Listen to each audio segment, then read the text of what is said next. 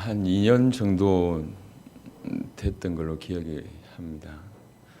이제 쿠바에 전국적으로 복음 운동을 일으키고 난 이후에 라스투나스에서 집회를 하고 있을 때 이제 그 쿠바에 이 경찰들이 들이닥쳤어요. 그래서 저하고 제 아놀드 목사님하고 이제 붙잡혀 갔죠. 제 기억으로 한 별 3개 정도였던 것 같습니다. 사복 입은 분하고 별 3개 정도 되는 분하고 이제 저희들은 이제 신문하기 시작했어요. 공산권이기 때문에 정말로 정보가 이렇게 많더라고요. 그래서 이제 어떻게 제가 쿠바를 들어갔고 쿠바에서 무슨 일을 했는지를 그냥 쫙 얘기를 하더라고요. 그러니까 이제 뭐 속이지 말라는 거죠. 다 알고 있다는 거죠. 다 얘기하고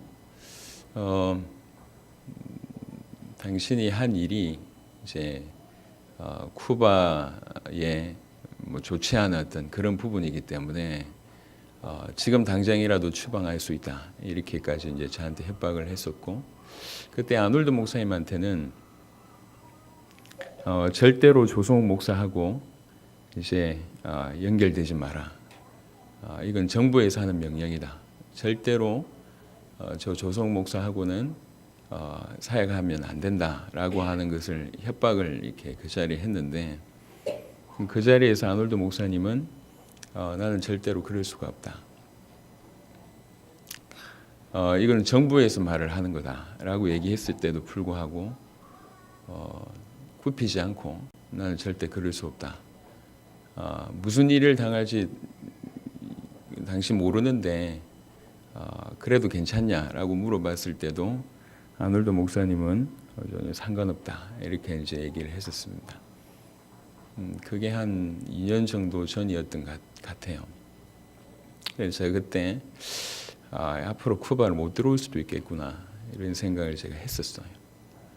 이번에 쿠바를 갈 때 거의 반신반의였는데, 하나는 이제 그때 그 자리에서 통역했던 홍광희 목사가 이미 이제 이분 카리브해 사역 때문에 쿠바를 들어갔었기 때문에 뭐 가능성이 있을 수도 있겠네 이런 생각도 했었고, 또 뭐 약간의 어떤 협박 아니면 어떤 뭐 물질 이런 걸 요구하고 나서 그냥 들어갈 수도 있을 수 있다 뭐 이런 생각도 하고, 또 한편으로는 그때 어떤 추방 이 부분들도 좀 생각을 했었습니다. 이미그레이션에서 이렇게 딱 은희가 먼저 이렇게 그 입국 심사를 받고 제가 이제 부모의 입장으로 이제 저를 불렀을 때 뭐 그때까지는 별 표가 없었는데 갑자기 저를 조회해 보더니 이제 한쪽으로 세우더라고요. 옆으로. 그때 분위기가 이거 심상치 않다. 마침 은희가 뭘 가지고 있었냐면 이 방송 장비 가방을 가지고 있었어요.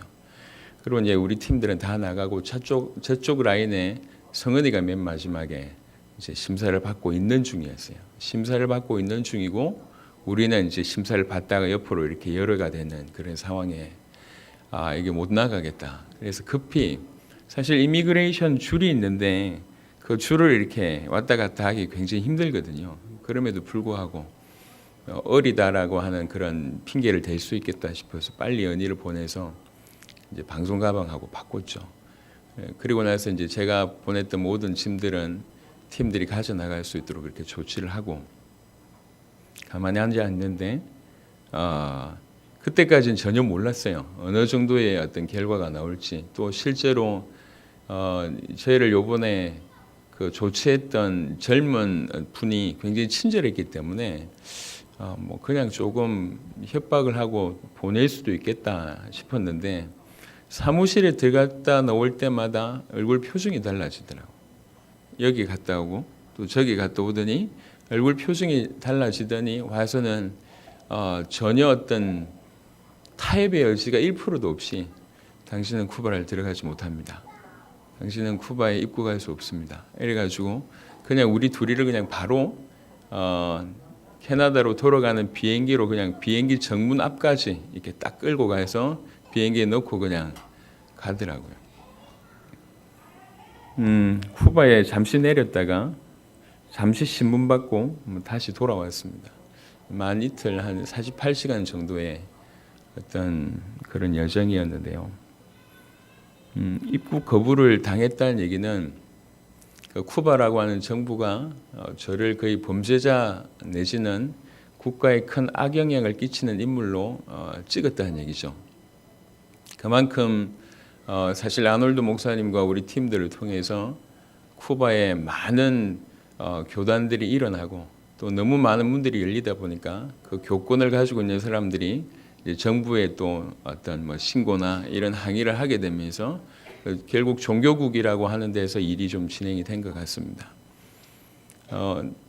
돌아오는 비행기 내에서 비행기 안에서 몇 가지를 이제 생각하게 됐어요. 하나는 이게 딴 게 아니라 복음 때문에 받는 어려움이다라고 하는 생각 때문에 일단 너무 영광스럽고요. 하나는 너무 영광스럽다. 또 하나는 벌써 이렇게 이런 때가 오고 있구나. 이런 때가 이렇게 속히 오고 있구나. 저는 중국에서 먼저 이런 일을 당할 줄 알았는데, 아니면 이슬람권에서 이런 일을 먼저 당할 줄 알았는데, 생각보다 빨리 쿠바에서 이런 일을 당하면서 앞으로 어떤 면에서 일어날 수 있는 많은 일들의 새로운 어떤 단계의 진입, 이런 어떤 느낌을 좀 받았습니다. 한편으로 너무 영광스러우면서 이게 어떤 의미가 있는가? 내가 좀 사역을 못했다 이게 아니라 지금 이게 나뿐만 아니라 이 복음을 전하고 있는 우리 교회, 그다음에 우리 사역에 어떤 의미를 하나님께서 제시해 주는가라는 생각을 해봤을 때에 이제 이 정도로 하나님께서 복음을 급하게 여신 것과 동시에 본격적인 어떤 방해 내지는 박해 내지는 핍박, 어려움의 어떤 시간들이 시작이 되겠구나, 이런 것들을 제가 조금 느끼게 됐고요. 또 하나는 예상을 했음에도 불구하고 너무나 급하게 이런 일이 벌어지니까 약간은 그런 의미에서 이게 그냥 주님의 재림이라고 하는 것들이 그냥 연결이 되더라고요. 우리가 늘 바라고 있고 늘 생각하고 있지만 입국 거부당할 수 있다라고 하는 생각을 하고 있을 때랑 그런 시간이 이렇게 훅 들어왔을 때랑의 어떤 느낌이 이게 너무 다르다는 생각을 하게 됐어요. 주님의 다시 오심도 이럴 것인데, 그러고 나서 이제 이렇게 우리 교회를 보고 또 우리 사역의 어떤 많은 성도들을 보면서 많은 생각을 하게 됐습니다. 정말 속히 준비해야 되는데 제대로 준비해야 되겠다. 이제 본격적인 어떤 문들이 이렇게 속히 열릴 뿐만 아니라 반대의 어떤 핍박이나 어려움들이 이렇게 물밀듯이 들어오게 될 것인데 우리는 얼마나 준비가 되어 있는가, 이 생각을 제가 또 하게 됐습니다. 그래서 오는 내내 비행기를 한 30몇 시간 탄 것 같아요. 중간중간에 거의 자지 못하고 거의 쉬지 못하고 이제 거의 지친 상태로 이렇게 오는데, 오는 내내 한 가지 생각만 들었습니다. 그걸 오늘 여러분하고 나누려고 합니다. 이 긴박한 때에 또 한편으로는 이렇게 하나님께서 강력하게 문을 여시고 또 우리의 사역을 어떠했던지 간에 쿠바가 인정했다는 얘기고 어떤 면에서 찍었다는 얘기잖아요. 또 다른 면으로는 사단이 우리에 대해서, 우리의 사역에 대해서 이제 더 이상 쉬쉬할 것이 아니라 본격적으로 공격하겠다고 하는 선전포고 같은 것을 제가 경험하게 되면서 정말 제대로 준비해야 되겠다. 정말 깨어 있어야 되겠다. 그냥 의식하지 않고 지나갔다가는 큰일 나겠다.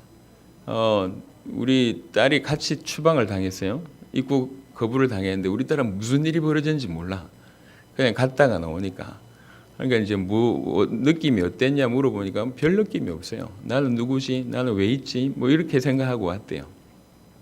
이제 오면서 하나씩 설명을 했습니다. 이게 어떤 의미인지. 그런 의미를 알지 못하고 준비하지 못했을 때에 이런 일들이 우리보다 속히 다가올 수 있겠구나. 지금 이거는 우리가 맞이한 것은 그냥 담임 목사님이 쿠바에 갔는데 입국 거부를 당했대요 라고 하는 얘기가 아니에요. 저와 여러분들은 우리 세대의 세계복음화를 향해서 지금 달려가고 있습니다. 우리 전체에게 주시는 메시지고 우리 전체에게 주시는 사인이라고 개인적으로 생각합니다. 우리가 한국 땅이라고 하는 좁은 땅에서 얼마나 느끼고 있는지 모르겠지만 그건 느끼고 못 느끼고의 차이가 아니라 사실이 그렇다는 거예요. 지금의 때가 그렇다는 겁니다. 지금의 때가 그러하기 때문에 정말로 우리가 깨어 있어야 되겠다. 정말로 준비해야 되겠다. 복음이 사실이어야 되겠다. 그것 말고는 대비할 수 있는 것이 없다. 그래서 오늘 내내 한 가지 생각만 계속 들었습니다. 오늘 그래서 그 십자가에 관한 얘기를 좀 나누도록 하겠습니다.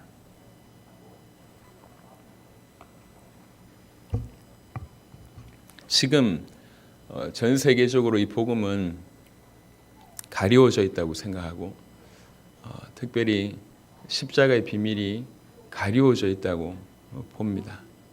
이게 무슨 말이냐면 지금처럼 전 세계에 십자가가 드러난 시대가 어디 있겠습니까? 뭐 웬만한 목걸이 십자가 목걸이 하고요, 그렇죠?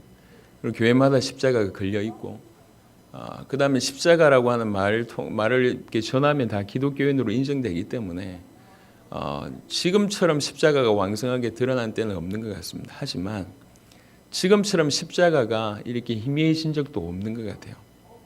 무슨 말이냐면 이 십자가는 그냥 단순한 나무가 아니고 그 다음에 단순히 예수님께서 지셨던 그런 역사적인 사실을 넘어서 이것이 내 개인에게 정말 가치 있는 생명처럼 다가오지 않는다고 하면 가려워져 있는 겁니다. 예수님 십자가 지셨다라고 하는 것을 모르는 사람이 어디 있겠습니까? 그거는 세계가 얘기하고 있고 많은 사람들이 심지어 믿지 않는 불신자도 인정하고 있습니다. 그리고 예수님께서 십자가 지셨던 것은 역사적인 사실이기 때문에 다 나타나 있습니다. 하지만 그거 말고요. 그 십자가가 진정으로 의미하는 바가 무엇인가 그 얘기예요. 그 십자가가 성경에서 말하는 그 십자가가 얼마나 큰 것인가, 그것이 우리에게 얼마나 크게 다가오고 있는가. 오늘 본문으로 우리 갈라디아 6장 14절에 대한 얘기를 합니다. 성경을 한 10군데 정도 찾아볼 겁니다. 갈라디아 6장 14절에는 사도 바울이 이렇게 표현합니다. 그러나 내게는 우리 주 예수 그리스도의 십자가 외에 결코 자랑할 것이 없으니 그리스도로 말미암아 세상이 나를 대하여 십자가에 못 박히고 내가 또한 세상을 대하여 그러하니라. 일일이 깊이 있게 강의할 시간이 없습니다. 그냥 짧게만 우리가 생각해봐도 사도 바울이 내가 그리스도의 십자가 외에는 자랑할 것이 없다. 사실은 자랑할 것이 많은 사람이에요.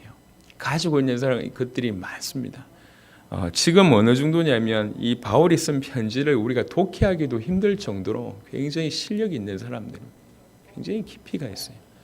기도하면 삼층천 셋째 하늘까지 갔다 올 정도로 이게 자랑할 것이 없는 사람이 아닙니다. 많습니다. 지금 우리와 비교해 본다고 하더라도 우리나라에서도 최고의 신학자 아니면 최고의 정치인 아니면 최고의 경제인 뭐 다 합쳐놓은 것보다 뛰어난 사람이 바울 같은 인물입니다. 그럼에도 불구하고 자랑할 것이 없다고 얘기합니다. 이 말은 겸손의 차원이 아니에요. 이 말을 정말로 드리고 싶은 말씀은 딴 게 아니라 그만큼 사도 바울에게는 그리스도의 어떤 십자가라고 하는 것이 그만큼 컸다는 얘기예요.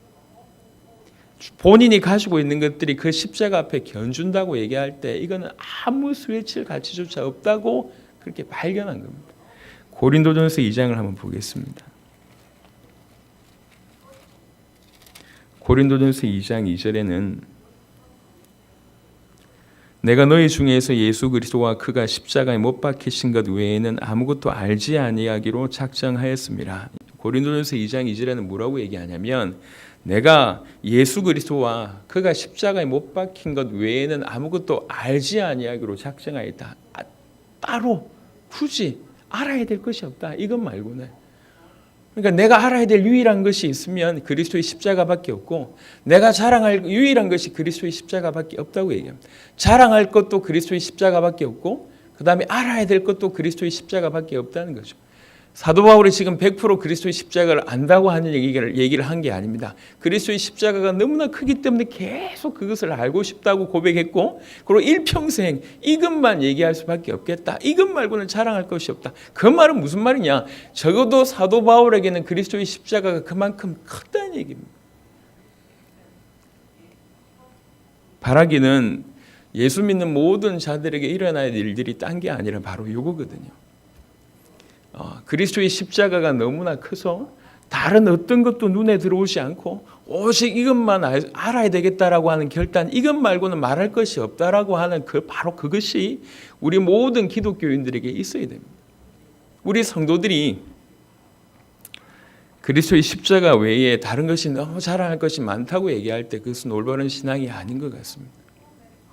사도 바울이 뛰어난 사람이기 때문에 이런 고백을 할 수 있다. 그 말도 맞는 것 같아요. 하지만 정말로 십자가의 의미를 안다고 할 때는 사도 바울처럼 그렇게 될 수밖에 없다고 생각을 합니다. 그래서 우리가 지금 십자가를 바라볼 때 그 나무만 바라보지 말고, 아니면 예수님이 십자가에 지셨다라고 하는 역사만 그치지 않고, 이거는 누구나 아는 얘기예요. 교회를 안 다녀도 아는 얘기입니다. 여전히 우리 시선이 그 정도라고 얘기하면 여전히 우리는 십자가가 아직 가리워져 있는 겁니다. 여기서 더 나아가서 그 십자가가 진정으로 의미하는 바가 무엇인가?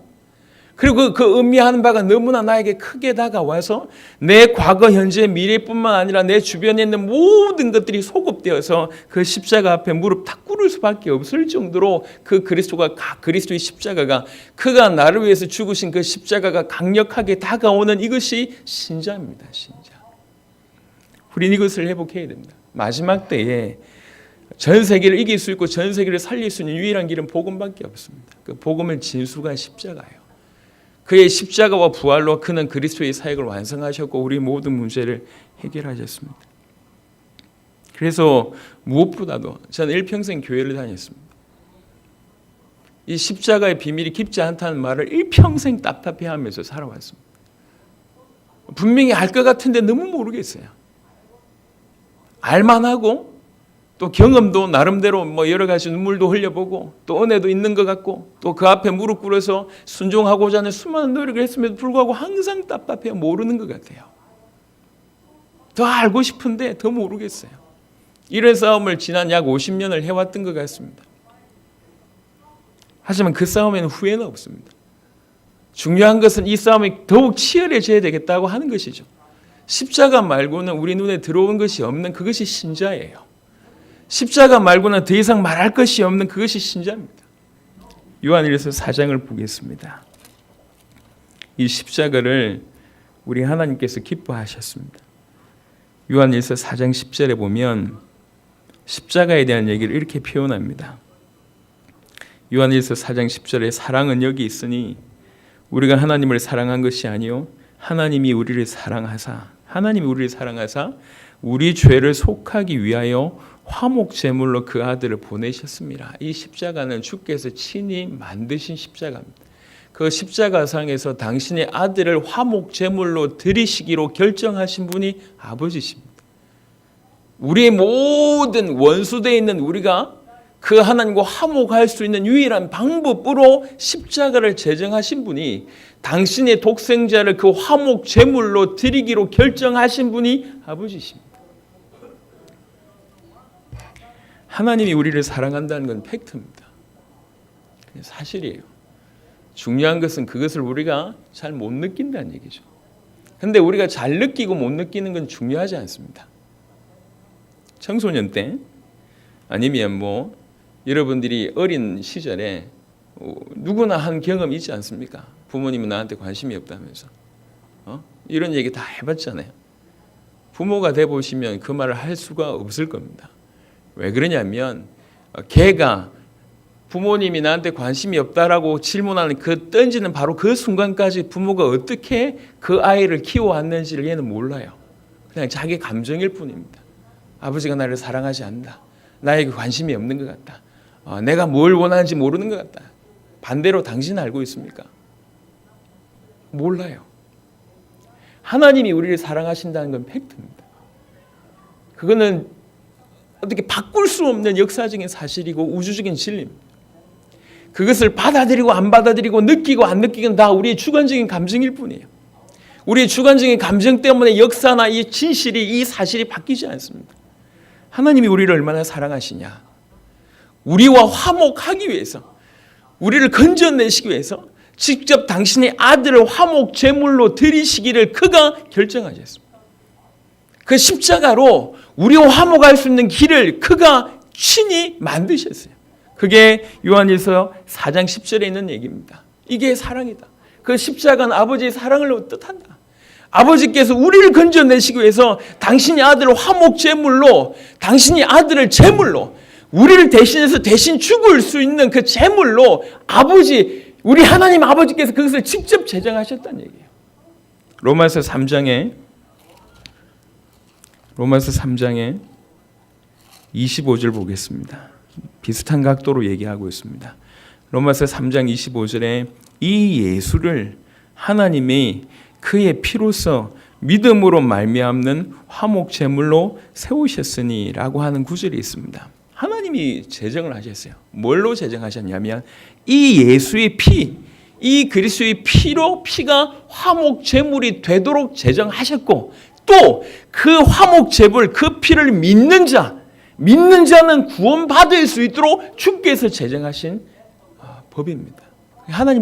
하나님께서 친히 이걸 제정하셨어요. 하나님이 친히 이것을 결정하셨어요. 하나님께서 친히 이렇게 하시라고, 이렇게 할 것이라고 결정하셨습니다. 창세전부터.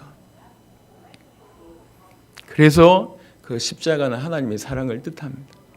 그리고 이런 제정에 히브리 9장을 보겠습니다.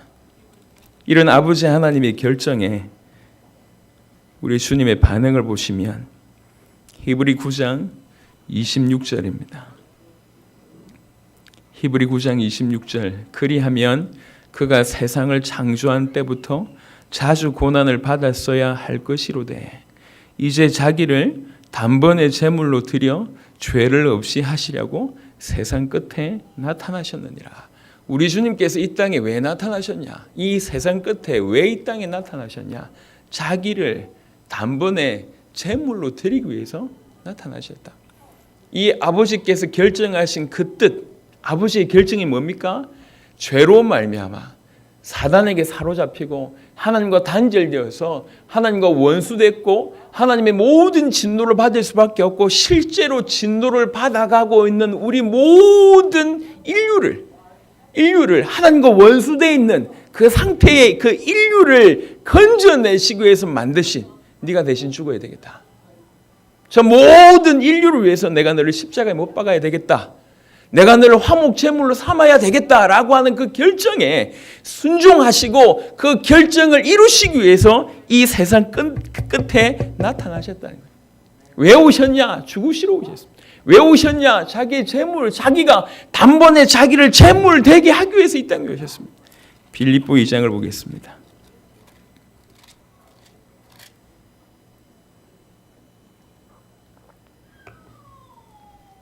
빌립보 2장 8절에 사람의 모양으로 나타나서 이 마지막 때의 사람의 모양으로 나타나서 자기를 낮추시고 죽기까지 복종하셨으니 그 십자가에 죽으심이라. 그 아버지의 결정에 예수님께서는 이렇게 죽으심으로 철저하게 복종하셨습니다. 여러분 십자가는 뭘 뜻하냐면 아버지 하나님께서 우리를 얼마나 사랑하시는가에 대한 결정체입니다. 하나님이 우리를 얼마나 사랑하신가라고 하는 것이 고스란히 녹아있는 곳이 십자가. 우리는 오랫동안 교회를 다니면서도 예를 들면 기도에서 응답을 받아본 어떤 그런 부분들이 많이 없어서 하나님이 내 기도는 안 들어주시는 것 같다. 아니면 하나님 나에게 관심이 없는 것 같다. 또 남들보다 비교적 뭔가 잘 안 돼. 우리 집안도 뭐 그렇고 내가 하는 일도 그렇고 내가 가지고 있는 능력도 그렇고 내가 가지고 있는 많은 것들이 다른 사람들에 비해서 좀 떨어져. 내가 하나님의 어떤 사랑을 받는 그런 대상은 아닌가 보다. 왜 나한테만 이런 계속 재수 없는 일들이 계속 벌어질까? 라고 하는 세상의 많은 부분들, 그 다음에 자기의 감정들을 섞어서 계속 뭐라고 생각하고 있냐면 하나님이 과연 나를 사랑하실까? 하나님 나에게 관심이 있을까? 하나님의 사랑이 정말로 나에게 임하는 것이 맞는가? 주변의 사람들이 워낙 하나님이 나를 사랑하신다고 얘기하고 성경이 그렇다고 얘기하니까 마지못해서 그렇겠지라고 생각하고 있다고 하면 여전히 그 사람들은 자기 감정에 빠져서 이 진실한 팩트, 십자가에 그대로 고스란히 드러나고 있는 하나님이 우리를 사랑하신다고 한 그것을 다 무시하고 자기 감정에 충실한 그런 사람입니다. 그 감정이 어떨지 모르겠지만 그 감정은 사실이 아닙니다. 사실은 아무 보잘것없고 지금까지 행동한 것이라고는 더러운 것밖에 없고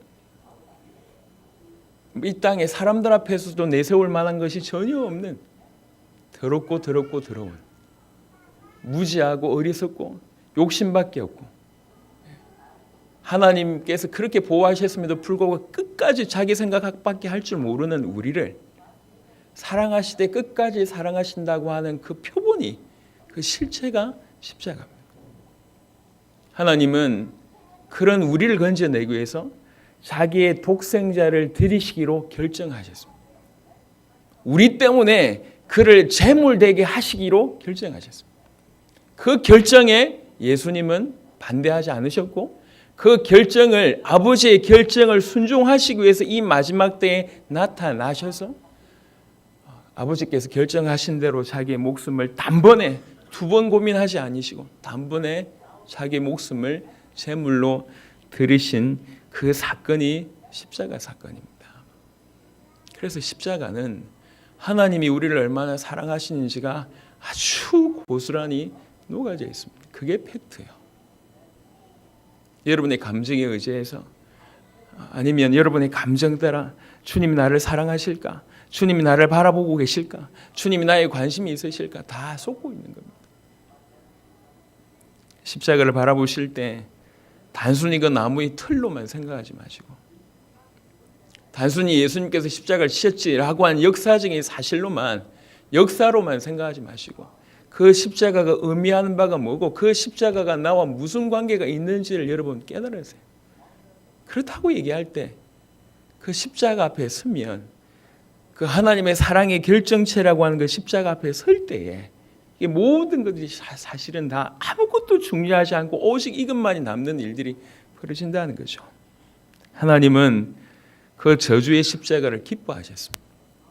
하나님이 그 저주의 십자가에 당신의 독생자를 못 받기로 결정하셨습니다. 하나님이 그 저주의 십자가를 통해서 영광 받으시기로 결정하셨습니다. 그 결정에 예수님께서는 순수하게 철저하게 죽기까지 복종하셨고 그거 하시려고 이 땅에 나타나셨습니다. 이 땅에 나타나셔서 정말로 자기 목숨을 완전히 제물로 드리심으로 말미암아 아버지께서 결정하셨던 그 모든 것들을 이루셨습니다. 우리 하나님은 십자가를 기뻐하십니다. 그 십자가는 우리를 위한 것입니다. 우리가 이 십자가를 바라본다고 하면 정상적인 눈이 열린다고 하면 그 십자가를 통해서 하나님의 사랑을 발견하게 될 것입니다. 우리가 일평생 감정에 속아왔습니다. 감정이 주관적이라는 건 여러분 잘 아실 거 아닙니까? 일평생 감정의 종로로 되어왔습니다. 사실이 아닙니다. 사실에 여러분 인생을 드리시길 바랍니다. 여기에 있는 모든 그 어떤 사람도 예외 아니에요. 십자가는 하나님의 사랑, 우리를 사랑하시되 죽기까지 끝까지 사랑하신다는 것이 고스란히 녹아져 있습니다.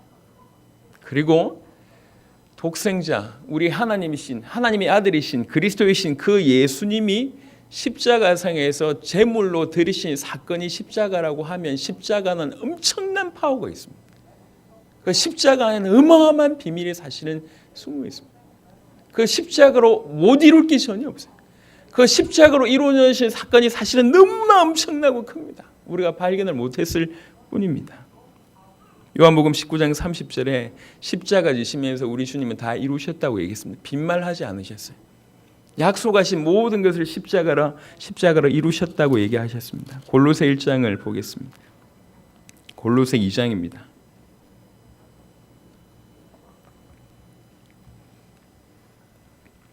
골로새 2장 14절 15절 보니까 우리를 거스르고 불리하게 하는 법조문으로 쓴 정서를 지우시고 지하여 버리사 십자가에 못 박으시고 통치자들과 권세들을 무력화하여 드러내어 구경거리로 삼으시고 십자가로 그들을 이기셨느니라. 조금 어려운 구절입니다. 이 구절은 쉽게 설명하면 우리를 정죄하는 법조문이 있어요. 죄의 문서가 있단 말이에요. 십자가로 우리의 그 죄의 문서 법조문을 갈길갈길 찢으셨다는 얘기죠. 무효화시켰다는 얘기예요. 그리고 끊임없이 우리를 공격하고 우리를 괴롭혔던 그 사단, 여기는 성경 표현으로 얘기하자면 통치자들과 권사라고 표현하고 있는 이 사단의 모든 권세를 무력화했습니다. 한편으로는 십자가상에서 완전히 그 사단의 머리를 박살내셨을 뿐만 아니라 신학적으로 얘기하자면 사단의 모든 권세를 무력화했습니다. 그 말은 무슨 말이냐? 더 이상 힘이 없다는 얘기입니다. 말세지 말에 사단이 힘이 있는 것처럼 공격하지만 사실은 아닙니다. 말세지 말에 십자가상에서 그는 그 사단은 무력화됐어요. 그래서 할 수 있는 게 하나밖에 없어요. 그게 속임수입니다. 힘이 있는 것처럼 강한 것처럼 속임수를 쓰는 겁니다. 그 사단 앞에 십자가를 들이매면 그 말은 무슨 말이냐? 너는 이미 무력화됐다. 그게 끝이에요. 그게 승리의 비밀입니다. 간단한 얘기예요. 십자가상에서 우리 모든 죄의 문서를 죄를 해결하셨고 십자가상에서 이렇게 사단을 완전히 권세를 무력화하고 머리를 박살내는 일을 행하셨습니다. 그 바로 전에 보면 골로새 1장 20절에 그의 십자가의 피로 화평을 이루사 만물 곧 땅에 있는 것들이나 하늘에 있는 것들이 그로 말미암아 자기와 화목하게 되기를 기뻐하심이라. 굉장한 좀 깊은 얘기예요. 좀 전에도 얘기했습니다. 우리는 하나님을 떠나서 그냥 이웃으로 있었던 게 아니에요. 하나님을 떠났다는 얘기는 어떤 존재로 있었냐면 하나님의 자녀 아니면 사단의 자녀입니다. 하나님을 떠나 있었다는 얘기는 다른 말로 사단의 자녀였다는 얘기고 하나님과 원수였다는 얘기예요. 하나님이 진노를 받을 수밖에 없는 존재였다는 얘기예요. 근데 그 십자가로 무슨 일이 벌어졌냐면 이런 화목의 일이 벌어졌어요. 하나님을 다시 만난 일이 벌어진 거죠. 원수되었던 우리가 하나님을 만난 일이 그 안에서, 그 십자가 안에서 벌어졌습니다. 당신의 목숨을 제물로 바쳐서 이루신 그 십자가 안에는 엄청난 능력이 있습니다. 그 능력이 고스란히 우리에게 적용된다는 얘기예요. 우리에게. 그 엄청난 십자가의 능력이 우리한테 날라와서 우리 모든 죄가 해결이 되고 법조문이 갈기갈기 찢겨서 없어지는 일이 벌어지고 우리를 그렇게 붙잡고 있던 사단의 머리가 박살내고 사단의 모든 권세가 무력화되는 일이 벌어지고 우리가 모든 곳에서 죽음과 죄와 저주와 모든 곳에서 해방받는 일이 벌어지면서 하나님과 화목하게 되는 일이 그 십자가상에서 이루어졌는데 요한복음 19장 30절에 다 이루셨다고 얘기하셨습니다. 다 이루셨다. 우리는 십자가를 알면 알수록 이 다 이루신 사건들이 우리에게 어떻게 적용되는지를 깨닫게 될 겁니다. 여러분, 우리는 사실은 매번 살아가지만 정말 중요한 몇 가지 생각에 기반해서 살아가는 것 같아요. 예컨대 돈을 벌어야 된다. 그 생각 하나 때문에 아니면 성공해야 된다. 아니면 이렇게 이게 저기까지는 도달해야 된다. 아니면 이거는 반드시 해결해야 된다. 매 순간 많은 움직임을 하고 있지만 사실은 몇 가지 생각에 좌우됩니다. 만약에 우리 인생에 우리 주님이 십자가로서 내 인생의 모든 것을 끝내셨다, 다 이루셨다라고 하는 것이 깊이 새겨지고 사도 바울처럼 그게 커져 보인다고 할 때는 분명히 확신하는 바 우리는 더 이상 방황하지 않을 겁니다. 해야 될 싸움이에요. 십자가 말고는 없습니다. 이 십자가상에서 제가 첫 번째는 우리 주님 십자가를 기뻐하심에 대한 성경 구절 몇 가지를 얘기했습니다. 그리고 그 십자가를 기뻐하신 이유가 딴 게 아니라 하나님이 우리를 사랑하신다라고 하는 표현이 그 안에 녹아져 있기 때문에 십자가를 기뻐하신다. 두 번째는 십자가로 다 이루셨다고 얘기를 했습니다. 또 하나는요, 이 십자가 상에서 어떤 약간 좀 다른 각도로 좀 십자가가 조금 더 풍성해지기를 원하는 마음으로 다른 각도로 좀 설명하면 십자가상에서는 사실은 엄청난 교환이 일어난 거예요. 무슨 말이냐? 우리는 완벽한 악이었어요. 주님은 완벽한 선입니다. 십자가상에서 무슨 일이 벌어졌냐면 주의 것이 우리에게 오고 우리의 것을 주님이 가져가셨습니다. 우리의 모든 악과 그 악의 대가를 주님이 가져가셨고 주님이 가지고 있던 그 모든 것들이 고스란히 우리에게 흘러들어옵니다. 이사야 53장을 잠시 보겠습니다.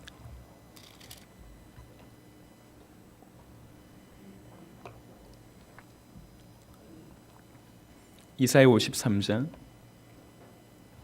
4절부터 보겠습니다. 그는 실로 우리의 질고를 지고 우리의 슬픔을 당하였거늘 우리는 생각하기를 그는 징벌을 맞아 하나님께 맞으며 고난을 당한다 하였노라. 그는 우리의 질고를 가져가셨고 우리의 슬픔을 가져가셨습니다. 5절에 보면 그가 찔림은 우리의 허물 때문이요 그가 상함은 우리의 죄악 때문이라. 그가 징계를 받음으로 우리는 평안을 누리고 그는 징계를 가져가셨고 우리에게는 평안을 주셨습니다. 그가 채찍에 맞으셨고 우리는 나음을 받았도다. 그는 맞으셨고 우리는 낫게 됩니다. 그가 모든 더러운 것과 모든 악한 것과 모든 저주스러운 것과 모든 대가를 가져가셨고 그 대신에 그가 가지고 계셨던 그 모든 선하고 풍성한 것들을 우리에게 고스란히 허락하셨습니다. 그가 가져가셨기 때문에 우리는 나음을 얻고 그가 가져가셨기 때문에 우리는 평화를 얻게 되는 것입니다. 우리는 다 양 같아서 그릇 행하여 각기 제 길로 갔거늘 여호와께서는 우리 모두의 죄악을 그에게 담당시키셨도다. 모든 죄악을 그에게 담당시키는 일이 벌어졌습니다. 갈라디아 3장을 보겠습니다.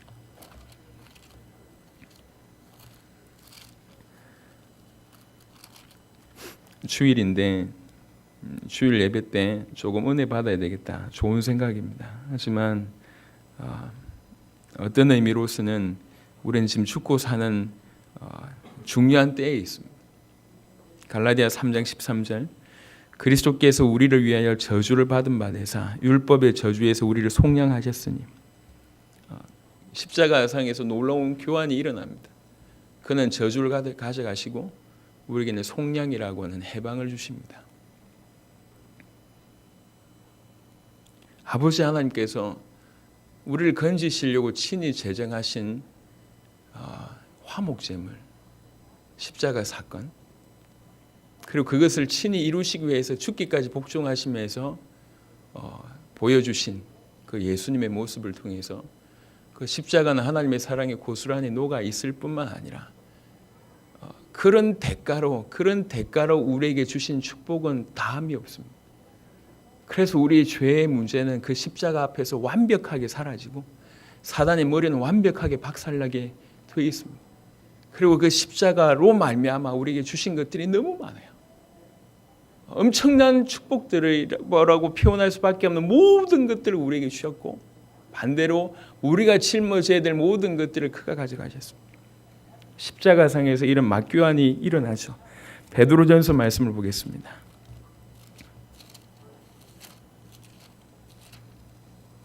베드로전서 2장 14절입니다. 베드로전서 2장 14절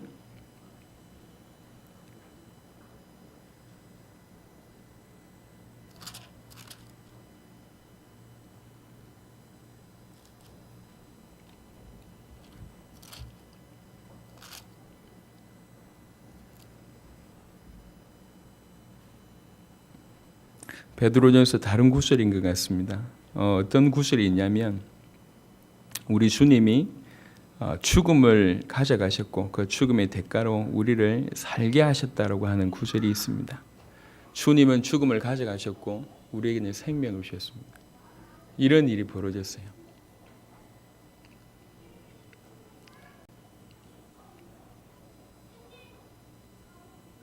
한번 생각해 보면 주님의 십자가상에서 벌어진 사건은 사도 바울의 고백처럼 우리가 일평생 알아도 알 수 없을 만큼 사실은 청량할 수 없을 만큼 깊습니다. 근데 그것을 알려고 하는 그런 시도 말고는 우리가 할 수 있는 게 아무것도 없는 것 같습니다. 주님의 십자가가 커 보이지 않는다면 과연 우리가 할 수 있는 것이 무엇이겠습니까? 요한계시록 말씀 한번 보겠습니다.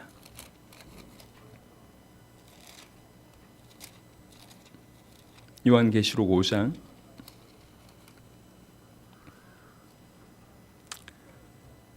아주 좋은, 개인적으로는 아주 귀한 표현이라고 생각합니다. 계시록 5장 9절에 찬양하는 구절이 나옵니다. 계시록 5장 9절에 그들이 새 노래를 불러 이르되 두루마리를 가지시고 그 인봉을 떼기에 합당하시도다. 일찍이 죽임을 당하사 각 족속과 방언과 백성과 나라 가운데서 사람들을 피로 사서 하나님께 드리시고, 여기 어떤 표현이 있냐면 그의 피로 사람들을 샀다라고 하는 표현이 있습니다. 사도행전 20장 28절에도 표현하기를 그의 피로 사신 교회라고 하는 표현이 있습니다. 우리가 그의 피로 사신 교회예요. 즉 우리는 그의 피로 사신 존재입니다. 십자가상에서 그의 피로 우리를 사신 거예요. 그런 일이 십자가상에서 벌어졌습니다. 그래서 십자가상에서 그의 피로 우리를 사셨다고 하는 것은 지금 우리의 모든, 지금 존재하는 지금의 나, 내 삶의 모든 것이 그분이 피로 사신 선물이라고 이해해도 과언이 아닙니다. 우리가 가지고 있는 좋은 거, 우리가 가지고 있는 나쁜 거, 아니면 결국 선으로 소급될 그 모든 것들이 결국 피로 사신 거예요. 모든 것이 선물입니다. 여러분의 가족들, 여러분의 건강들, 아니면 그 반대로 남들보다 못한 여러 가지 환경들 하나님이 허락하신 거예요. 모든 것이 선물입니다. 그래서 어떻게 여기서 빠져나올까? 이 어려운 문제를 해결할까를 발부둥 치지 마시고 왜 이렇게 선물을 주셨는가를 생각해 본다고 하면 많은 것들이 달라질 겁니다. 갈라디아 2장 20절에는 내가 그리스도와 함께 십자가에 못 박혔다고 얘기합니다. 십자가를 잘 생각해보고 그 십자가에 내가 못 박혔다. 이건 사실은 엄청난 말이에요. 다른 각도로 한번 설명을 해보겠습니다. 이게 십자가예요. 나무 형틀이에요. 나무 형틀인데 예수님이 못 박혔어요. 분명히 십자가는 그전에는 저주의 십자가였습니다. 혐오의 십자가였어요. 근데 예수님이 못 박힘으로 말미암아 지금 우리에게는 십자가가 어떤 의미로 다가오고 있나요? 영광의 십자가로 다가오고 있습니다. 분명히 저주의 십자가였어요.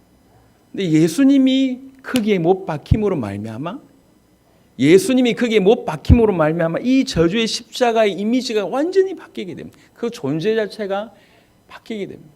영광의 십자가로 바뀌게 됩니다. 이런 모습을 볼 때 우리 같다는 거예요. 저 같다는 거예요. 무슨 말이냐?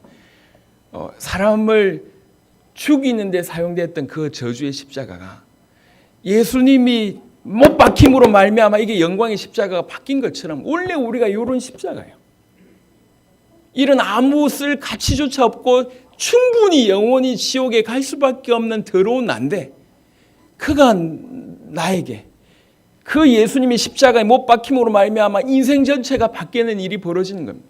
우리 인생이 그와 같습니다. 우리가 이 나무 십자가, 저주의 십자가 같은 인생이었어요. 근데 내가 그와 함께 살고 그와 함께 죽음으로 말미암아 우리 인생이 완전히 바뀐 거예요. 물론 피 묻은 십자가를 닦으면 조금 더 깨끗한 십자가가 되겠죠. 하지만 그런 정도의 변화가 아니란 얘기예요. 좀 더러웠던, 피가 많이 묻었던 그 십자가가 조금 깨끗해졌다, 그 얘기가 아니에요. 그런 어떤 변화가 아닙니다. 근본적으로 사람을 죽이는 데 사용됐던 그 저주의 십자가가 이토록 영광스러운 십자가로 바뀔 수가 있는가 말이에요. 예수님이 십자가에 못 박힘으로 말미암아 그런 의미로 완전히 대탈바꿈의 역사가 일어났습니다. 십자가의 의미가 그렇게 바뀌었어요. 그런데 그 십자가를 바라보면서 우리 같다는 얘기예요. 우리가 그와 같다는 얘기예요. 우리 인생이 그와 같습니다.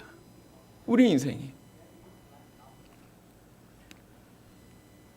우리가 자격이 있어서 구원받았다. 천만의 말씀이에요. 우리는 그냥 저주의 십자가 같은 존재입니다. 사람을 죽이는데 계속 쓰임 받았던 바로 그런 존재였다고 그래요. 그런데 주님이 우리 인생에 오셔서 우리 인생이 이렇게 바뀐 거예요. 그가 나를 위해서 죽으셔서 내가 살아났습니다. 우리 인생에 그가 나를 위해서 죽으셨다라고 하는 이런 인식이 없으면 그게 과연 신앙생활이겠냔 말이에요. 예수 믿어서 잘 먹고 잘 살고, 예수 믿어서 좋은 집, 좋은 차, 좋은 배우자, 좋은 자식, 좋은 교육 환경, 좋은 은퇴, 그리고 어떻게 하면 좀 더 좋은 것을 누릴까? 전부 그거라고 하면 그것은 예수 믿는 게 아니에요. 예수의 죽음과 상관없습니다. 예수님은 우리의 죄를 위해서 죽으셨고 우리의 모든 인생의 문제를 해결하시기 위해서 죽으셨고 그것을 결정하신 아버지의 뜻에 따라서 당신의 목숨을 제물로 완전히 드리셨습니다. 그 주의 죽으심이 우리 뇌리 속에, 우리 삶 속에, 우리 생활 속에 없다면 우리는 신자가 아닙니다. 말을 바꿔서 그 십자가 계속 커져 보일 때 우리는 비로소 하나님의 사람답게 하나님의 일을 할 수가 있다는 거예요. 이건 생명과 사망의 문제입니다. 영원히 걸려있는 문제예요. 오랫동안 교회를 다니면서 발바닥만 교회 속에 들여놓는 사람들을 많이 봤습니다.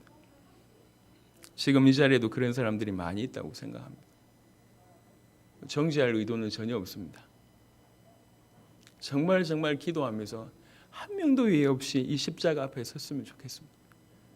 바로 끊임없이 줄기차게 외면하는 우리를, 사람을 죽이는 데 사용됐던 바로 그 도구 같은 우리를 아무 조건 없이 그가 찾아오셨어요. 아버지가 결정하셨고 그 결정에 순종하셨고 죽기까지 복종하셨고 그 십자가상에서 죽기까지 복종하심으로 이루어오는 그 어마어마한 파워, 엄청난 능력, 말로 다함이 없는 그 어마어마한 빛이 그대로 우리에게 비춰서 우리 모든 죄의 사슬에서 해결되고 사단의 머리가 박살나고 화목해 되는 일이 벌어지고 죄와 죽음에서 해방받는 일이 벌어지고 내 모든 더러운 것들을 그분이 가져가셨고 그분의 모든 선한 것들이 우리에게 그대로 몰려온 이런 엄청난 교환이 일어날 뿐만 아니라 십자가의 피로 꼭 집어서 나를 사신 거예요.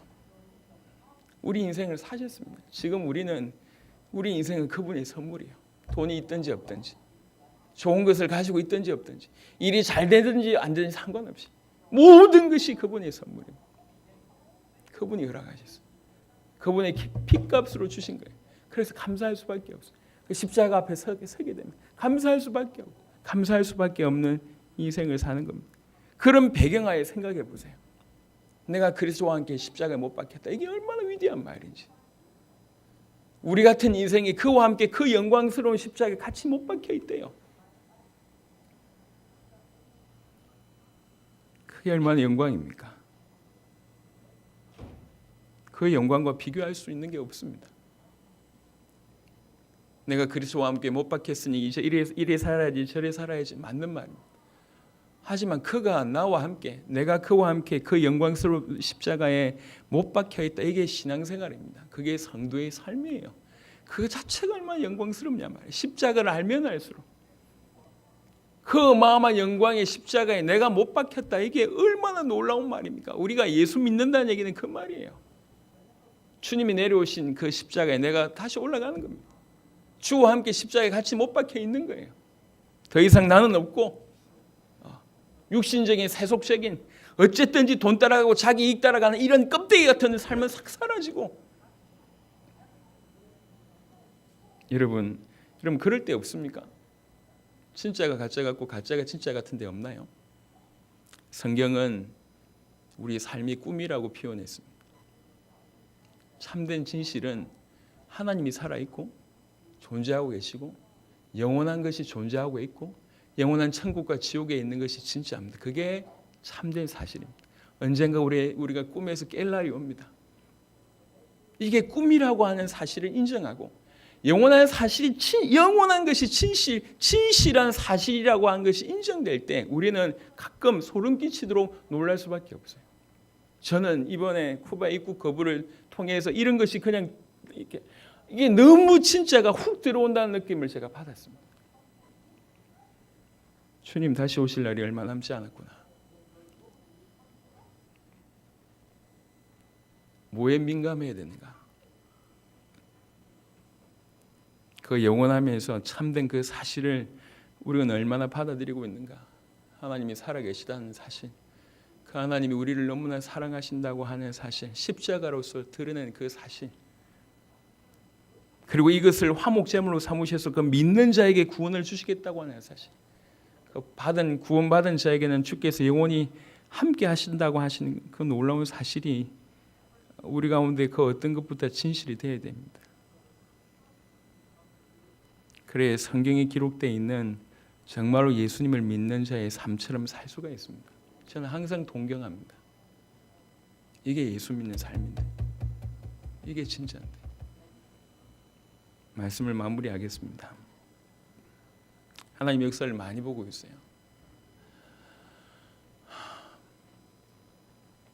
이번에는 충분히 100개의 나라의 문들이 열릴 수 있을 것 같습니다. 작년보다 더 경제가 어려운 상황이에요.